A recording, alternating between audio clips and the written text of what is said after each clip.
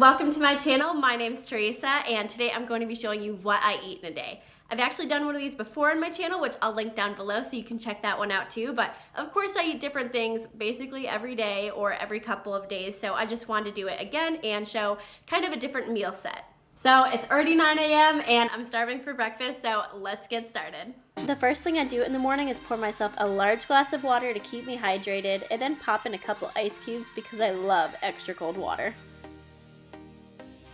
For breakfast, I'm just going to be making some simple avocado toast. I found this new bread at the grocery store that's only 45 calories a slice, and it's Italian, which I was really surprised because usually low-cal bread is usually whole wheat, so I was super excited about that, and I can eat 2 slices and not feel guilty because it's only 90 calories in total. Then I'm going to take half of a nice and ripe avocado. While my bread is toasting, I like to slice the avocado into thin slices while still in the shell. Then once it's all sliced up and the bread is done toasting, I'll just take a spoon to scoop it out of the shell. I just scoop it onto one piece of bread and then kind of eye where the center is and take the other half of the avocado and spread it on the other piece of toast.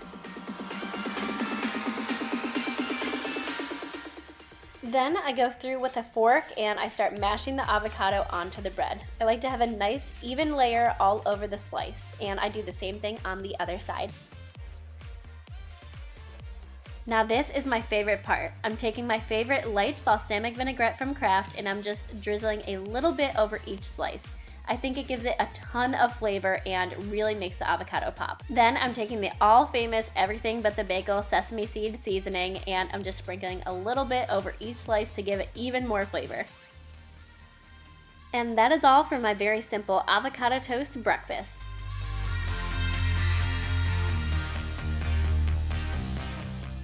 A little bit later, I reach for a mid-morning snack, which usually consists of some type of fruit.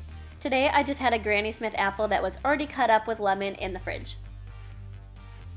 For lunch today, I actually just ate a leftover meal that I meal prepped for work and didn't end up eating. All there is in here is just a cut up chicken breast lightly seasoned with salt, pepper, and garlic powder, some pan-fried potatoes, and one of those frozen vegetable packets that just had broccoli, cauliflower, and carrots. Now I'm just going to whip up a little homemade Thai peanut dipping sauce for the chicken.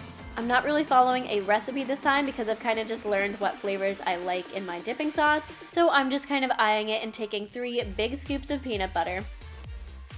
The peanut butter ends up taking up about half of the room in this little mini mason jar. Then I'm just adding 2 tablespoons of water because we're going to add more liquid later. I like to make sure the water and the peanut butter are really well mixed together before I add the other ingredients. Once mixed together, it has a nice smooth consistency. Now I'm adding in some rice vinegar because I like my peanut dipping sauce to have a little bit of tang to it, so I added just a little bit over a tablespoon. Then I'm taking some ground up powdered ginger and I'm putting a generous amount in. You can also use fresh ginger that's grated. I just got a little bit lazy, so I just took the powder. Next I'm adding in some minced garlic. You can also use fresh for this as well, or powdered if you like. I personally love the convenience of the already cut up kind. Next I am taking the juice of half of a lime. Yes, I am using a lemon press for this, but let's be honest, the lemon and the lime press are the exact same thing. You can also juice it by hand, but I just like to make sure that I'm getting as much of the juice out as possible. And those are all of the ingredients, super simple, no added sodium, and this is actually a really healthy alternative to those kind of sauces that come pre-made.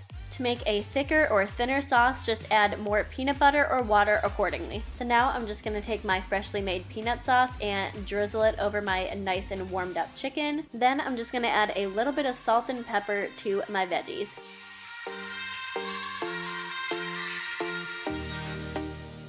And that is my finished lunch of chicken with peanut sauce, cauliflower, broccoli, and carrots, and a couple potatoes.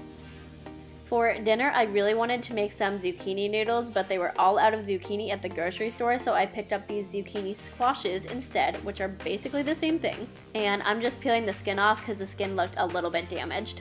Now I'm going to turn them into noodles! I'm so excited. I love using this thing. This is my handheld spiralizer. I think it's so much more handy than those ones that have the huge crank on them, and it's so much easier to clean. You just attach this little end part to the end of your vegetable, and you just turn until it's done. So I am using 2 of these zucchini squashes for dinner, and it may look like a lot of noodles, but seriously, they condense down so much when they're cooked. And all of these noodles, seriously, is only like 90 calories, which is so much better for you than pasta. To cook them, I'm just popping them in the microwave for 3 minutes, and this gets all the water out and they become completely cooked. While that's in the microwave, I'm just taking a couple of these grape-sized tomatoes and I'm just slicing them in half.